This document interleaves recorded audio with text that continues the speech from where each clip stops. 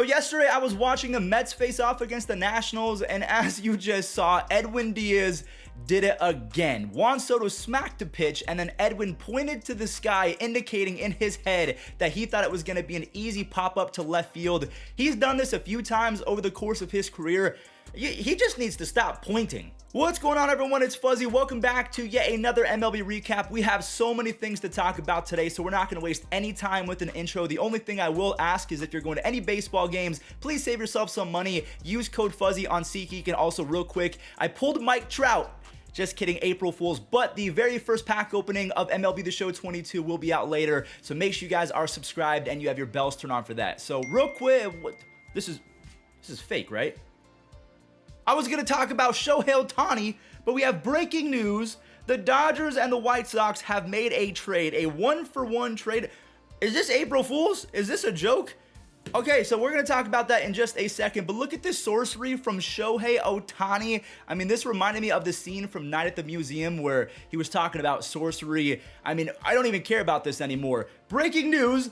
The White Sox and the Dodgers have made a blockbuster trade, if you want to call it that, because at one point in their careers, Craig Kimbrel and AJ Pollock were both superstars. If you don't remember, AJ Pollock back in the day, he had a season with the Diamondbacks in which he was one of the top 15 players in baseball that year. So let's talk about this trade. It is one for one. The Dodgers are getting Craig Kimbrel, a future Hall of Famer. Maybe he has a career 2.18 ERA and 372 saves, but he did have a 5.09 ERA with the White Sox after being traded from Chicago to Chicago, so from the Cubs to the Chicago White Sox, and he was absolutely unhittable with the Cubs, so hopefully the Dodgers are getting that version of Craig Kimbrel. He obviously is going to fill in the void left by Kenley Jansen, although it wasn't really a void because the Dodgers have so many relief pitchers between Brusdar Graterol and Blake Treinen. I just thought that Blake Treinen was going to step up and assume the role that was left by Jansen. And as you guys can see,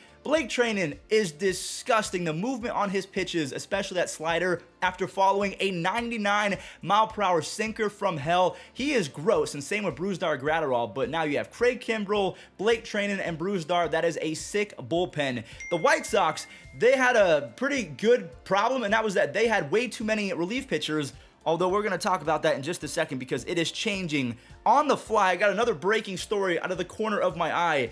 Garrett Crochet, he is now lost for the season. He is most likely going to need Tommy John surgery, one of the most electrifying young pitchers in baseball. I hope that his recovery is speedy because we need him back in baseball. And if you're a White Sox fan, you just lost Craig Kimbrel and Garrett Crochet in the matter of about 20 minutes. Now, hopefully, AJ Pollock is that guy, and he makes up for the loss in relief pitchers. He's going to have to hit 35 to 40 bombs to do so, but if we take a look over his last 172 games, it could be a possibility. He has 37 home runs, 36 doubles, and an almost 140 OPS plus over his last, let's just call it 180 games. That's legit. And last year defensively, he had 2 DRS, which is pretty solid as a left fielder. And honestly, he's still pretty quick. He is top 30% in sprint speed. If AJ Pollock can stay healthy, he is going to be a welcome addition in right field as a member of the White Sox, and I do feel bad for White Sox fans. I actually like interacting with them over on Twitter. They're passionate, but they're also realistic, and as a Guardians fan, I can appreciate that. So they lose Craig Kimbrel and Garrett Crochet. In the process, they pick up AJ Pollock, who has been a absolute workhorse over the last 2 seasons. So let me know in the comment section down below on this one-for-one, basically fantasy trade. To me, it was a win-win for both until I saw that Garrett Crochet went down with Tommy John. So they went from too many relief pitchers to, I mean, they need more now. Also, I completely forgot to mention the fact that they lost Ryan Tepera to the Angels. So they've lost Ryan Tepera, Craig Kimbrel, and Garrett Crochet in one offseason. That's not that great. Now, we are going to talk about some other White Sox news. We'll probably talk about this tomorrow because we have other things to bring up. Tim Anderson is going to be suspended for the first few games of the 2022 season for an incident that happened in 2022 with an umpire. But again, we'll talk about that tomorrow. Now, speaking of umpires, this is huge. Umpires are now going to be required to actually announce what is happening with the replay result to all of the fans